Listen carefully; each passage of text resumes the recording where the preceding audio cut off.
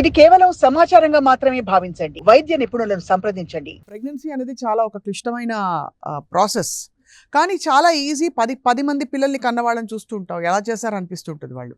అంటే కానీ పెంచడం అన్నది సంవత్సరం గ్యాప్ తోటి. నేను అరౌండ్ 12th డెలివరీ కూడా చేశాను. 12th and 13th delivery, normal delivery నేను ఉస్మానియా GMH లో చేశాను అనమాట, పురాణపూల్ దగ్గర. అక్కడ around 10th delivery, 12th delivery అలా నార్మల్ డెలివరీస్ అవుతూ ఉంటాయి అనమాట. థౌజండ్స్ ఆఫ్ డెలివరీస్ అవుతుంటాయి అక్కడ.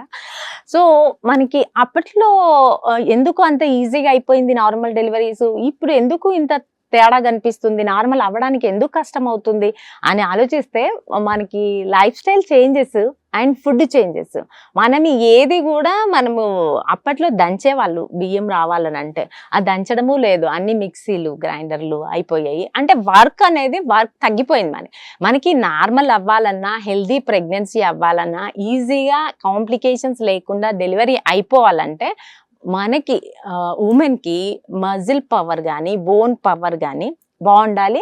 దాంతోపాటు తనకి స్ట్రెస్ ఫుల్ లైఫ్ ఉండొద్దు, హెల్దీ లైఫ్ ఉండాలి, హ్యాపీ లైఫ్ ఉండాలి. తన ఈ ఒబేసిటీ ఫ్యాక్టర్స్ కూడా, వెయిట్ గెయిన్ ఎక్కువ అవ్వడము, ఈ వెయిట్ గెయిన్ రావడం ఒకదానికొకటి సర్కిల్ లాగా లింక్ ఉంటుంది, ఎక్కడ ఒకటి సపరేట్ ఉండదు, ఒక్కదానికొకటి లింక్. బయట ఫుడ్, జంక్ ఫుడ్ తీసుకుంటే వెయిట్ గెయిన్ అవుతాం, వెయిట్ గెయిన్ అవుతే హార్మోన్ ఇంబ్యాలెన్స్ అవుతుంది, హార్మోన్ ఇంబ్యాలెన్స్ అవుతే హెల్తీ ప్రెగ్నెన్సీ ఉండదు, షుగర్, డయాబెటీస్ రావడం, బీపీ రావడం, ఇలాంటివన్నీ జరుగుతాయి. ఒకదానికొకటి అలా లింక్ ఉంటుంది అనమాట. సో హెల్తీ ప్రెగ్నెన్సీ రావాలి అంటే మనం ఫస్ట్ నుండి కూడా, మనం ప్రీ ప్రెగ్నెన్సీ నుండి కూడా హెల్తీ లైఫ్ స్టైల్ ఉండాలి మనకి. సో వెయిట్ ఎక్కువ పెరుగుతుంది అంటే మనం కట్ చేసుకోవాలి. కొంతమంది ఎంత ఊర్లలో ఉంటారు, బాగా హార్డ్ వర్క్ చేస్తుంటారు, వాళ్ళు ఇంత బిర్యానీ ఇంత తిన్నా కూడా అరిగిపోతుంది, వాళ్ళకి ఎప్పుడో ఒకసారి దొరుకుతుంది, వాళ్ళకి రెగ్యులర్ దొరకదు మనలాగా.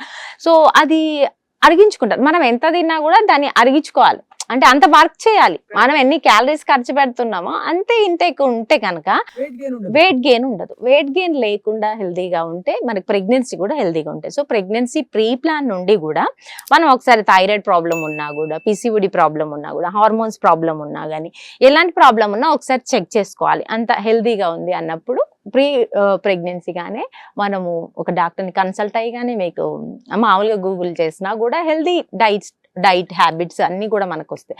ఆ హ్యాబిట్స్ ఫాలో చేస్తూ ప్రెగ్నెన్సీ ప్లాన్ చేసుకుంటే కనుక త్రూఅవుట్ ద ప్రెగ్నెన్సీ స్మూత్గా జరుగుతుంది. తర్వాత ప్రెగ్నెన్సీలో కాంప్లికేషన్స్ రావడం కూడా చాలా తక్కువ ఉంటుంది.